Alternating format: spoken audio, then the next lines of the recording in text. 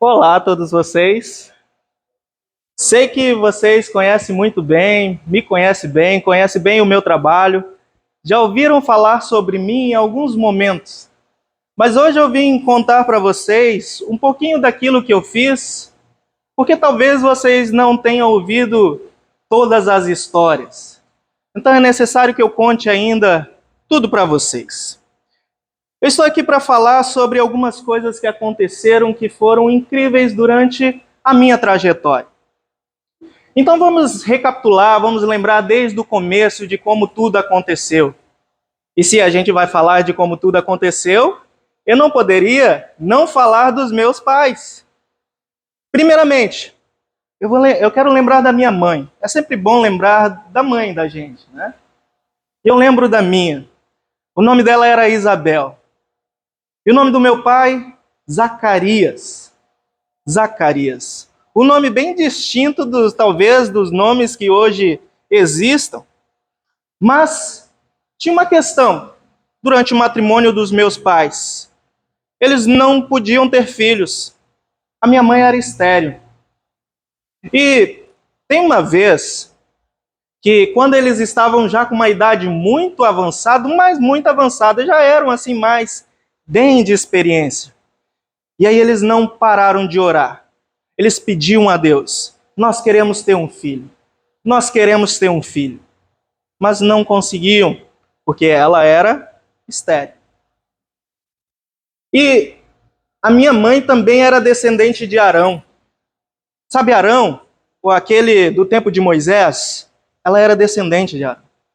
E por isso o meu pai era um sacerdote. Ele servia no templo, ele ia lá e intercedia pelo povo, ele ia lá e fazia os seus sacrifícios pelo povo. Teve uma vez que isso estava acontecendo, o meu pai estava servindo no templo, e de repente ele estava ali no local onde era chamado de santuário. Era um local onde apenas os sacerdotes podiam entrar. As pessoas normais não podiam, mas os sacerdotes, porque era um local assim mais sagrado do templo. E aí meu pai estava ali servindo, acendendo incensos, fazendo as orações, intercedendo pelo povo para Deus, fazendo o seu trabalho normal. De repente, apareceu para ele um anjo. Um anjo. Gabriel. Gabriel era o seu nome. Ele me contou essa história. Apareceu o anjo para ele e ele não acreditou naquele momento, porque é um anjo. E aí Gabriel disse para ele, como mensageiro que os anjos são, anunciou para ele que as orações que eles tinham feito por anos e anos para Deus, as orações tinham sido ouvidas por Deus. E a minha mãe ficaria grávida. Só que ela já tinha uma idade bem avançada. Por isso, ele não acreditou. Ele ficou assim, mas como? Nós já somos bem velhinhos, como é que nós seremos pai agora? E aí o anjo olhou para ele bem fundo e disse assim: para Deus nada é impossível. Mas porque você duvidou, você vai ficar mudo. Não vai mais falar. Já imaginou um sacerdote sem poder falar? Como é que faz o trabalho? Mas ele ficou sem falar durante todo o tempo. E aconteceu aquilo que o anjo falou. A minha mãe ficou grávida e durante todo esse período da gestação ele não falou uma palavra. Nada. Só por gestos, mas mais nada. E aí o tempo foi passando. Só que tempos depois, nós ficamos sabendo que não muito longe da onde a gente morava, uma parenta da minha mãe também ficou grávida de uma maneira assim milagrosa. Os meus pais eram muito idosos, não podiam ter filho. Mas naquele caso, era uma jovem, nem era casada ainda. E aí ela ficou grávida. Mas como? Não tinha nem tido relações ainda. Mas ficou grávida, de maneira milagrosa. E um dia, ela veio de longe para nos visitar. Eu ainda estava na barriga da minha mãe, mas eu pude sentir que o bebê que estava ali é algo diferente. É meu primo, é verdade, mas algo diferente. Não só para nós, para nossa família, mas para todo mundo. E nós ficamos sabendo que dali, Deus traria algo grande para toda a humanidade. Mas aí o tempo passou. Eu nasci. E eu falei que meu pai tinha ficado mudo, né? e durante todo o tempo ele não falou nenhuma palavra. Mas quando eu nasci e vieram perguntar assim, qual será o nome desse bebê? Ele gritou bem alto, João! João é o seu nome. Mas por quê? Por que João? Poderiam colocar o seu nome, Zacarias. Poderia colocar Davi, um nome bonito, forte. Mas João. Por que João? Porque assim o anjo tinha dito. João será o seu nome. Assim você colocará o nome desse menino. E aí o tempo foi passando. E as pessoas ficaram admiradas, ficaram se questionando assim, olha, o que vai ser esse menino quando crescer? Se durante todo esse período, todas essas coisas foram acontecendo, e todo mundo assim ficou com esses olhos arregalados para cima de mim. Mas eu não acho que eu tenha sido um profeta durante a minha vida. Também não fui uma reencarnação de uma outra pessoa, eu fui eu. Nem o Messias, do qual o povo aguardava. Mas eu fui alguém que viveu a minha vida assim, sem grandes luxos, sabe? Vivendo no deserto, usando roupas assim, não muito modernas, roupas feitas de pelo de camelo com um cinto de couro. E minha dieta também é uma dieta bem diferente, bem fitness. Apenas gafanhotos silvestres e mel. Sem vinho, sem bebidas fortes, apenas isso. Nada muito extravagante. E vivia no deserto para pregar, anunciar sobre o reino de Deus, anunciar o arrependimento, anunciar a remissão dos pecados através do batismo. O batismo era uma coisa muito importante no meu tempo, bem diferente do que é o batismo nos dias de hoje. Porque o meu batismo era para a remissão dos pecados, para perdão. O batismo do qual tem hoje é um batismo de Jesus, batismo de Espírito Santo e fogo. Bem diferente. Mas assim vivia a vida, sabendo que durante todo esse período no deserto, do qual lá estava pregando, anunciando, falando sobre o reino de Deus, falando sobre o tempo do fim, eu sei que isso se completou aquilo que um outro profeta chamado Isaías disse: vós que clama no deserto, prepare o caminho para o Senhor, e direitai as veredas para o Senhor. Preparar o caminho para o Senhor, o que vem a ser isso? É uma coisa meio difícil, né? Uma fala meio forte. Como é que a gente vai preparar o caminho para a chegada do Senhor? Visto que eu não sou digno nem de desamarrar as sandálias, as correias da sandália dele. Eu não sou muito grande, não fiz coisas muito grandiosas, mas esse que vem depois de mim, sim. Esse é o Cordeiro de Deus que tira o pecado do mundo. Então, um dia eu estava fazendo lá o meu trabalho corriqueiro, estava lá batizando algumas pessoas, anunciando a remissão dos pecados, falando para todo mundo que é necessário nós nos contristarmos o nosso coração, porque o dia do Senhor ele está muito próximo, ele é iminente. Perceba-se, no meu tempo, há quase 2000 anos atrás, já era iminente, imagina hoje. O quanto que o dia do Senhor está perto. Por isso é importante nós estarmos com o nosso coração sempre esperando, aguardando o reino de Deus. Nós pecamos, nós sempre pecamos. Pensamentos, palavras e ações. E se nós dissermos até que nós não temos pecado, nós estamos mentindo. Estamos enganando, tanto a nós mesmos, quanto dizendo maldades e mentiras também diante de Deus. Por isso precisamos reconhecer quem nós somos. E a verdade é aquela que é dita por meio da palavra de Deus. Aquilo que nós somos e aquilo que nós fizemos. Por isso, diante da chegada do rei, um dia eu estava ali trabalhando e ele veio até mim. E eu fiquei meio abismado. Como é que pode? Eu prego e eu faço esse batismo que é para a remissão dos pecados. E esse que veio até mim, ele não tinha pecado nenhum.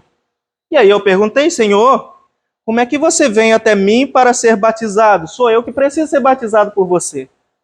Sabe o que ele me disse? Que é necessário para se cumprir toda a justiça que vem de Deus. Ele era 100% homem.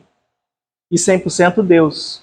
Por isso, a justiça de Deus estava se fazendo toda em cima dele, e aí, tudo o que ele fez foi necessário. No entanto, ainda assim, nós vivemos num tempo em que a preparação continua sendo importante, pois cada dia mais vai passando o tempo. Nós estamos mais perto da aparição repentina do Salvador. E Salvador é uma coisa interessante. Eu falei lá no começo que quando a minha mãe ficou grávida, perto dali também uma outra mulher tinha ficado grávida, né? De maneira milagrosa. E é justamente esse que veio até mim. O seu nome é Jesus. Ele é meu primo, mas ele é um grande presente para toda a humanidade, não só para a nossa família. Sua mãe é Maria, seu nome é Jesus. Eu batizava com água, mas ele batiza com o Espírito Santo e fogo. É esse que veio até nós. Mas também, de novo, o tempo foi passando. E ele foi fazendo alguns sinais, alguns milagres, falando algumas coisas, e o povo foi ficando meio assim, sem saber, assim, duvidando ainda da palavra dele. E aí, certa vez, alguns dos mensageiros, algumas das pessoas que andavam comigo estavam duvidando, e aí eu enviei esses mensageiros até ele para perguntar: escuta, tu é aquele que devia vir, ou a gente tem que esperar um outro? E sabe o que ele falou? Nenhuma palavra. Na verdade, ele mostrou. Tinha ali diante dele algumas pessoas que estavam doentes, algumas pessoas que estavam endemoniadas, algumas pessoas que não podiam mais falar nem andar. E aí ele curou essas pessoas que estavam doentes, expulsou os demônios das que estavam endemoniadas e tornou a dar visão àquelas que estavam cegas. E aí os mensageiros que estavam lá olharam tudo aquilo e ficaram admirados. E voltaram para mim com a certeza: esse é o verdadeiro Cristo. Certamente esse é o Filho de Deus. Aquele a quem nós estávamos esperando. Esse é o Filho de Deus. No entanto, quando isso aconteceu, eu estava preso. E eu não vivi muito tempo para ver a consumação de toda a obra dele. Durante a caminhada ministerial desse Jesus, eu fui preso porque, às vezes, ser mensageiro de Deus é um preço muito alto. A gente faz algumas coisas esperando resultados e não acontece. Às vezes é necessário dizer algumas coisas para as pessoas que elas não gostam de ouvir. E foi isso que aconteceu.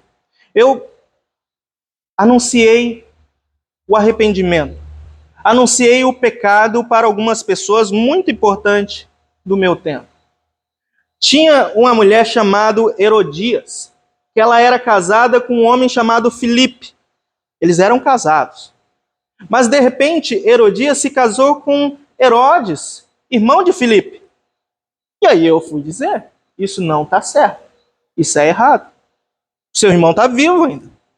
Você já tem filhos. Não é assim que faz as coisas. O casamento deve permanecer intacto e correto. Mas a verdade às vezes dói. E eu fui preso por conta disso. Não apenas preso, mas ela tramou contra a minha vida e aí eu fui decapitado. E aí se encerra a minha vida naquele momento. Mas não fiquem tristes por conta disso. Porque eu sei que o meu Redentor vive. E se a acusação ela ferve o coração é porque tem uma verdade. E anunciar pecado nem sempre vai ser uma notícia agradável aos nossos ouvidos. Mas não quer dizer que a gente não deva fazer. O mais importante que a pessoa seja tem que ser anunciado. É o rei, é o príncipe, é um pedreiro, tem que ser anunciado. Nós precisamos falar sobre o pecado. E eis que esse mensageiro agora aguarda o tempo da ressurreição.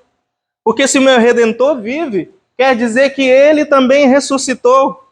E se ele ressuscitou, todos os mortos também ressuscitará. E aí eu estarei entre eles, aqueles do qual tiveram uma vida em fé. E agora estarão nesses dias nos braços de Cristo. Por isso eu digo a vocês, creiam em Jesus como o Salvador.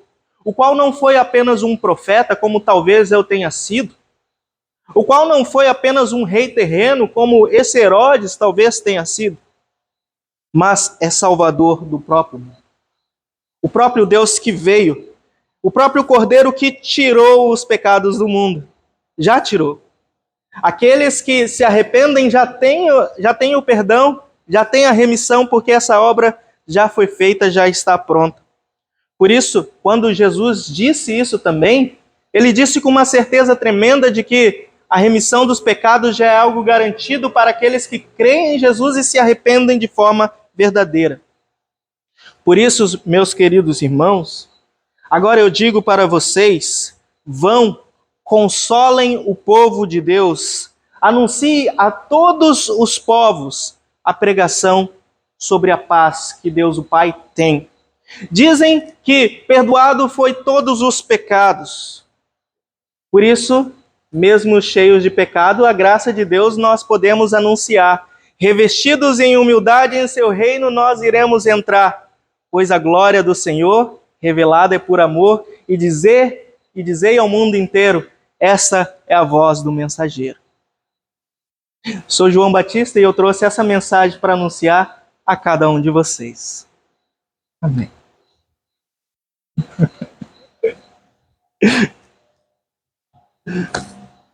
O sermão de uma maneira diferente, né?